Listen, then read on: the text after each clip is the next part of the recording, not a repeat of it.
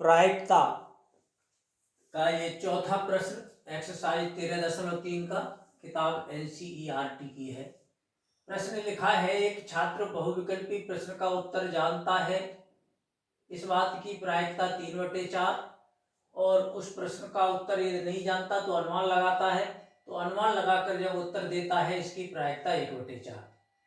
तो ये प्रश्न के उत्तर पर दो संभावना बन रही है। छात्र या तो उत्तर जानता होगा, नहीं जानता है तो बहुविकल्पी है, अनुमान लगा के उत्तर भी देता है, इसकी प्रायिकता 1/4। यदि अनुमान द्वारा उत्तर देने पर सही उत्तर सही हो, इसकी प्रायिकता 1/4 है। अनुमान द्वारा कभी कभी उत्तर सही हो जाते हैं, लेकिन प्रायिकता उसकी 1/4 ही है। और हमें प्रायिकता ज्ञात करनी है कि छात्र प्रश्न का उत्तर जानता है तथा यह ज्ञात है कि उसने सही उत्तर दिया है। तो यहाँ से इसका हल है। तो ये दो तरह की घटनाओं का वर्णन है यहाँ प्रश्न में। एक तो छात्र उत्तर जानता है, ये प्रायिकता दी है, और अनुमान लगाता है, इसकी भी प्रायिकता दी है 1/4। तो इन दोनों घटनाओं की प्रायिकताओं का योग जब भी बन होता है, दो घटनाओं का योग या तीन घटनाओं का योग जब भी बन होता है, तो वो निशेष अपवर्जी घटनाएं मानते हैं उन्हें, और एक ऐसी घटना की खोज करते हैं जिसका इन दोनों घटनाओं के साथ कुछ संबंध हो। जैसे ये यहाँ से माना है कि माना कि छात्र प्रश्न का उत्तर जानता है, ये अंडरलाइन कर दिया है वाक्य, ये एक घटना को व्यक्त कर रहा है। इस तरह की घटना का नाम ईवन, और अनुमान लगाकर उत्तर देता है, ये भी एक घटना हो गई छात्र के सामने। जब प्रश्न आता है तो ये दो तरह की घटनाएं होती हैं, या तो प्रश्न का उत्तर जानता है या नहीं जानता तो अनुमान लगाता है। तो इस घटना को ईवन, और अनुमान लगाकर जब उत्तर देना होता है तो उस घटना को E2 नाम से जाना लिखा गया है यहाँ। इसमें एक नई घटना जुड़ रही है कि प्रश्न का सही उत्तर जाना। सही उत्तर दोनों तरह से हो सकता है, जानता है तब तो सही हो ही जाएगा, और अनुमान लगाकर भी कभी कभी प्रश्न का उत्तर सही चला जाता है। तो ऐसी घटना को ई लिखते हैं जहां इन दोनों घटनाओं का जिससे संबंध होता है। संबंध दोनों से इसलिए है कि ये उत्तर सही जाना ई माना गया है, तो ये सही उत्तर जानने पर भी होता है और अनुमान द्वारा भी सही हो सकता है। तो तब बैज प्रमेय की ये शर्तें हैं।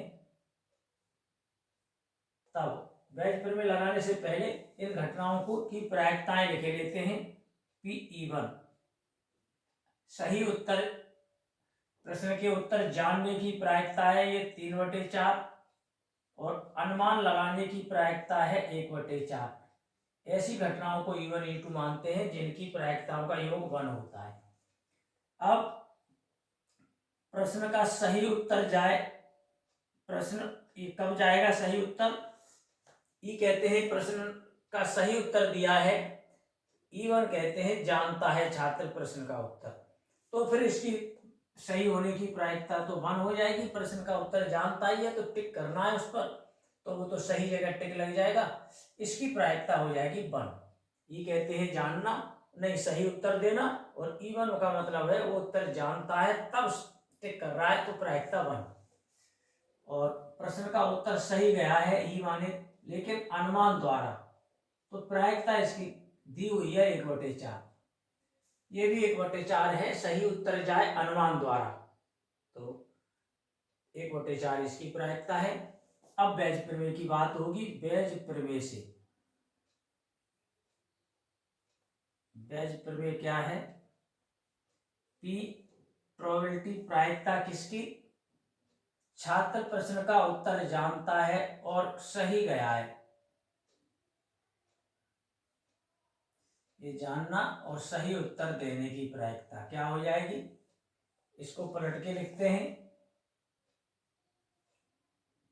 P E/E1 into P/E1 upon P E/E1 into P/E1।